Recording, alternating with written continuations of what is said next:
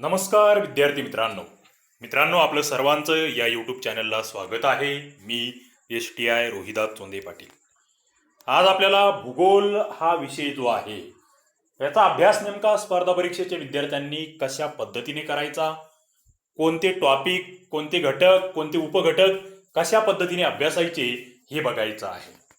मित्रांनो, आता ही PDF जी आपण वापरतो आहोत ही ज्ञानदीप अकॅडमी पुणे यांची आहे आणि या ठिकाणी थोडंसं राज्यसेवा पूर्वला समोर ठेवून ही PDF बनवण्यात आलेली आहे. परंतु मला राज्यसेवा पूर्व, कंबाईन पूर्व, सरळ सेवा आणि पोलीस भरती या सगळ्या एक्झामला एकत्रितरित्या या PDF मधून आपण कसं त्या ठिकाणी तयारी करू शकतो हे आपल्याला बघायचं आहे. पहिला मुद्दा रेफरन्स मटेरियल जे आहे त्याच्या संदर्भात आपल्याला बघायचं आहे की भूगोलाचा अभ्यास करत असताना कोणती स्ट्रॅटेजी आपली असली पाहिजे, कोणती अभ्यास पद्धती आपली असली पाहिजे. पहिला मुद्दा याच्यामध्ये आहे तो म्हणजे क्लॅरिटी ऑफ कन्सेप्ट. मित्रांनो, भूगोल हा विषय जो आहे याच्यामध्ये काही प्रमाणात कन्सेप्ट सुद्धा आहेत आणि काही प्रमाणात ऑब्जेक्टिव्ह मुद्दे सुद्धा आहेत. इथे ज्या ज्या कन्सेप्ट आहेत त्या तुम्हाला व्यवस्थित करायच्या आहे.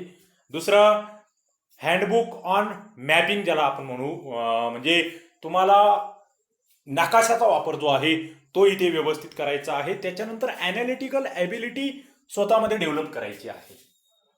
आता तुम्ही म्हणाल ॲनालिटिकल ॲबिलिटी म्हणजे काय, तर कोणताही जेव्हा तुम्ही टॉपिक वाचता आहात, कोणताही जेव्हा मुद्दा तुम्ही वाचता आहात त्यावेळेस तुम्हाला काही प्रश्न स्वतःला विचारायचे आहेत.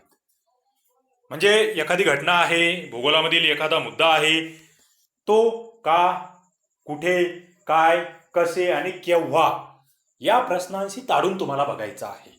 या प्रश्नांची उत्तरं तुमच्याकडे येत गेले याचा अर्थ तुम्ही त्या मुद्द्याला ॲनालिटिक्स करत आहात, त्या मुद्द्याचं व्यवस्थित विश्लेषण तुम्हाला करता येतं आहे. आणि पुढे भारताचा भूगोल आहे, त्याच्या संदर्भात ज्या फॅक्ट आहेत ज्या की तुम्हाला नकाशातून चांगल्या करायच्या आहेत ते आपल्याला बघायचं आहे. आपण काही दिवसामध्ये भारताचा भूगोल नकाशातून अशा पद्धतीची एक सिरीज घेऊन येतो आहोत, त्यावर माझा अभ्यास चालू आहे. त्यामुळे तोही मुद्दा आपल्याला नकाशातून भारताचा भूगोल अत्यंत सोप्या पद्धतीने पुढे घेऊन जायचा आहे. मित्रांनो, या ठिकाणी आपण जातो आहोत फिजिओग्राफी या मुद्द्याकडे. ओके, बघा आपल्याला नेमकं तुम्हाला जेव्हा तुम्ही भारताच्या भूगोलाचा अभ्यास करतात तेव्हा काही मुद्दे जर तुम्ही बघितले तर त्यावर पुन्हा पुन्हा प्रश्न आहेत. मग ते राज्यसेवा असू द्या, कंबाईन असू द्या, सरळ सेवा आणि इतर खालच्या क्लास 3च्या सगळे एक्झाम्स. त्यामध्ये हिमालयीन पर्वतरांगा आहे, थोडक्यात पर्वतीय प्रदेश. दुसरे पठारा आहे ज्यामध्ये दक्कनचे पठार असेल, कर्नाटकचे पठार असेल, इतर पठारा आहेत. पुढे उत्तर भारतीय मैदानी प्रदेश, गंगेचं मैदान, ब्रह्मपुत्रेचं मैदान, सिंधूचं मैदान, हा जो मैदानी प्रदेश आहे त्यावर प्रश्न तुम्हाला दिसतात. पुढे बेटे ज्यात अंदमान निकोबार बेटे आहेत, लक्षद्वीप बेटे आहेत आणि त्यानंतर वाळवंट, थरचे वाळवंट असेल, इतर आणखी काही मुद्दे या ठिकाणी आहेत त्यावर तुम्हाला प्रश्न विचारले जातात. हे जे आहे म्हणजे थोडक्यात भारताचे प्राकृतिक विभाग हा पूर्ण जो आवाक्याचा भाग आपण म्हणतो तो तुम्हाला व्यवस्थित करून ठेवायचा आहे. मग इथे तुम्हाला काय करायचं तर तुम्हाला या मुद्द्यांमध्ये प्रत्येक ठिकाणी तुम्हाला वैशिष्ट्य लक्षात घ्यायचे आहेत. त्या विभागाची निर्मिती कशी झाली, समजा पठारे आहेत कसे निर्माण झाले, पर्वतीय प्रदेश कसे निर्माण झाले, बेट आहेत त्यांची निर्मिती कशी झाली ते बघायचं आहे. पुढे त्या प्रदेशामध्ये पाऊस कसे आहे, तेथील क्लायमेट कसे आहे, व्हेजिटेशन आणि वने कशी आहेत, माती मृदा संपत्ती तेथील कशी आहे, जैवविविधता कशी आहे, अभयारण्य असेल, राष्ट्रीय उद्यान असेल त्या एरियामधील हे सगळे तुम्हाला व्यवस्थित कव्हर करायचे आहेत. पुढे बायोस्फिअर रिझर्व असतील, जिओलॉजिकल इव्हेंट असेल त्या एरियामधील त्यावर सुद्धा तुम्हाला काम करायचं आहे. मित्रांनो, या पद्धतीने जर तुम्ही भूगोलाचा अभ्यास केला तर मला वाटतं तुमच्या त्या ठिकाणी ज्या कन्सेप्ट आहेत किंवा ज्या काही फॅक्ट्स आहेत त्या क्लिअर होण्यास मदत होईल. आता पुढचा मुद्दा येतो तो म्हणजे नदी प्रणाली. हा एक आयोगाचा असेल किंवा विविध मंडळांचा अत्यंत आवडीचा विषय. नदी प्रणालीवर सातत्याने प्रश्न आहेत.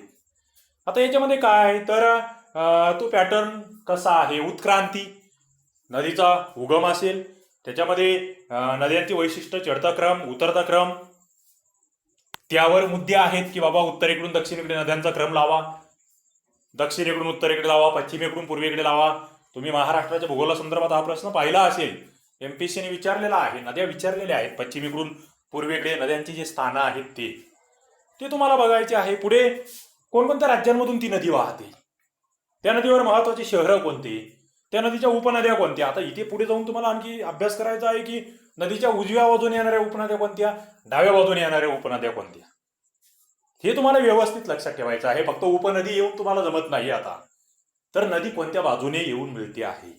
ओके, तर तोही मुद्दा तुम्हाला व्यवस्थित करून ठेवावा लागेल. पुढचा मुद्दा जर बघितला तर तुलनात्मक अभ्यास.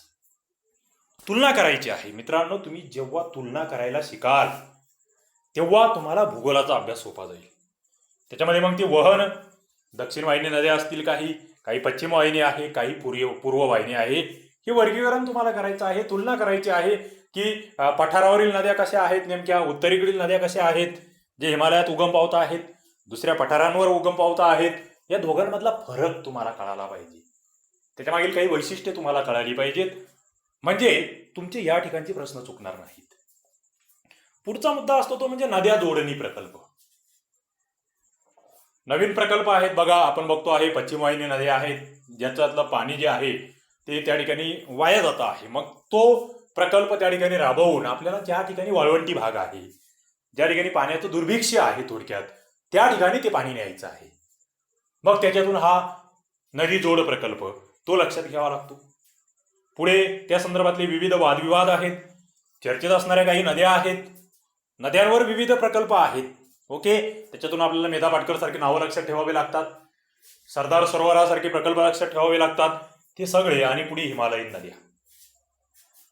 हिमालयीन नद्यांमध्ये तुम्ही बघतात सिंधू नदी आहे, तिच्या उपनद्या आहेत, गंगा असेल, यमुना असेल, यांचा प्रवाह मग तो पर्वतांवरून पठारावर किंवा मैदानी प्रदेशात कुठे येतो आहे, या सगळ्या बाबी यांच्यावर प्रश्न आलेले आहेत. प्रश्न कसे आलेले आहे हे आपण पाहिलेलं आहे. तुम्ही आपली जी 100% येणारी 100 प्रश्न ही जर सिरीज पाहिली तर तुमच्या लक्षात येईल की प्रश्न कोणत्या स्वरूपाचे येत आहेत. पुढे आपण जातो आहोत मित्रांनो, तो म्हणजे संसाधन हा एक घटक असतो. भूगोल हा विषय अभ्यासत असताना तुम्हाला जे काही संसाधन आहे या संदर्भातला जो टॉपिक आहे त्यामध्ये तुम्हाला त्याची जिओलॉजी सोबत लिंक लावायची आहे. त्याच्यामध्ये तुम्हाला टॉपचे राज्य, तर संसाधनं म्हटल्यावर त्याच्यामध्ये विविध पिकं असतील, त्याच्यानंतर विविध उत्पादनं असतील, समजा खनिज संपत्ती असेल, इतर सगळ्या गोष्टी. तुम्हाला टॉपचे राज्य आणि बॉटमचे राज्य लक्षात ठेवायचे आहे की टॉपचे 3 कोणते. समजा ऊस आहे, ऊसाच्या उत्पादनामध्ये पहिले 3 राज्य कोणते, कापसाच्या उत्पादनामध्ये पहिले 3 राज्य कोणते. म्हणजे तुम्हाला टॉपचे 3 आणि सगळ्यात तळाचे 3 हे लक्षात ठेवायचं आहे. त्यानंतर एखादा विशेष भाग ज्या ठिकाणी काही संसाधनासाठी प्रसिद्ध आहे, जसं की सोन्यासाठी तुम्हाला विचारलंय बाबा कर्नाटकमधील कोणती खाण प्रसिद्ध आहे. त्याच्यानंतर लोह खनिजासाठीचं एखादं बंदर कोणतं आहे की जिथून आपण जपानला निर्यात करतो आहोत. हे जे मुद्दे आहेत ज्याच्यासाठी एखादं ठिकाण प्रसिद्ध आहे ते तुम्हाला लक्षात घ्यायचं आहे. बघा या ठिकाणी खाणीचा जो उल्लेख मी केला, सोन्याची खाण, त्याच्यावरचा हा प्रश्न, कारण की आलेले आहेत मुद्दे जे आयोग विचारता आहे, ते मुद्दे आपल्याला आधी करायचे आहेत. पुढे आपण जातो आहोत हवामानाकडे, क्लायमेट ज्याला आपण म्हणतो आहोत. बघा आपण बघतो हवामानानुसार त्या त्या ठिकाणचं जे काही पावसाचं प्रमाण असतं, तेथील आपण ज्याला म्हणतो आर्द्रता त्या ठिकाणची ती बदलत असते. त्याची मग वैशिष्ट्ये कोणती आहेत, महत्त्वाची प्रक्रिया त्या ठिकाणी कोणत्या घडत आहेत, त्यांच्यासाठी कारणं कोणती आहेत, त्याचे विविध रिजन असेल, प्रदेश असेल, त्यांचे गुणधर्म असतील, त्याच्यामध्ये मग डायनामिक चेंजेस होत आहेत, ते बदल का होतात, त्या बदलांचे परिणाम कोणते होतील, हे मुद्दे तुम्हाला बघायचे आहे. पुढे ढग आणि त्याचे प्रकार. मित्रांनो ढगांवर प्रश्न आलेले आहेत. ओके, ढगाचे विविध प्रकार आहेत. तुम्ही क्रमिक पुस्तक जर वाचले तर त्यामध्ये हे दिलेलं आहे, पर 5वी 6वीच्या पुस्तकामध्ये तुम्हाला हे सापडेल. त्याच्यानंतर हवामान आहे, हवामानाचे विविध इतर मुद्द्यांशी तुमचं लिंकिंग करता आलं पाहिजे, तुम्हाला सहसंबंध जोडता आले पाहिजे. तर या बेसिक गोष्टी या ठिकाणी भूगोलाच्या बाबतीत आपल्याला लक्षात ठेवाव्या लागतील. आता भूगोलाचा अभ्यास करताना काही बाबी तुमच्या मनामध्ये क्लिअर असल्या पाहिजे.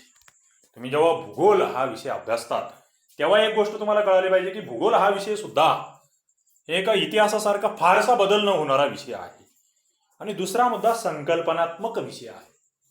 मित्रांनो इथे काही संकल्पना तुम्हाला समजल्या पाहिजे. विषुववृत्त अक्षवृत्त, रेखावृत्त, हा जो पृथ्वीचा गोल आहे, वृत्तजाळी आहे, ती कन्सेप्ट कळाली तर पुढचे मुद्दे कळणार आहेत. ओके. आणि जर चांगला अभ्यास केला तर त्याच्यातल्या संकल्पना, सिद्धांत आणि मूलभूत माहिती तुम्हाला समजते आणि ती माहिती समजल्यावर एक हमीचा, हक्काचा गुण देणारा विषय म्हणून तुम्ही भूगोलाकडे बघता. आता भूगोलाचा अभ्यास करताना पहिला मुद्दा म्हणजे अभ्यासक्रम आणि दुसरा मुद्दा म्हणजे मागील प्रश्नपत्रिकांचे विश्लेषण. मित्रांनो, आपण आता नवीन काम त्याच्यावर करतो आहोत. आपण एक एक प्रश्न घेतो आहोत. एका प्रश्नासंदर्भात जे विविध मुद्दे आहेत ना, ते सगळे आपण एका लेक्चरमध्ये कव्हर करणार आहोत. ते मग तो 10-15 मिनिटांचाच व्हिडिओ असेल. परंतु एक प्रश्न, एका प्रश्नाबरोबर त्या विषयाचं, त्या टॉपिकचं पूर्ण त्या ठिकाणी आपल्याला क्लिअरिटी म्हणू आपण कन्सेप्टची त्या ठिकाणी करायची आहे. तर असं करा, एक एक प्रश्न घ्या. तो प्रश्न कोणत्या टॉपिकमधला आहे, त्या टॉपिकमधला कोणता उपघटक कव्हर करतो, त्याची काठिण्य पातळी काय आहे, त्याचं रिपिटेशन किती वेळेस झालेलं आहे, हे सगळे मुद्दे आणि या सगळ्या मुद्द्यांची उत्तरं तुम्हाला प्रश्नपत्रिका विश्लेषणातून, क्वेश्चन पेपर अनालिसिस मधून भेटणार. आणि मित्रांनो, आपण त्याच्यावर खूप मोठे व्हिडिओज टाकलेले आहेत. आपण त्यावर सातत्याने फोकस केलेला आहे. तुम्हाला ते बघायचे आहे आणि त्या दृष्टिकोनातून पुढे जायचे आहे.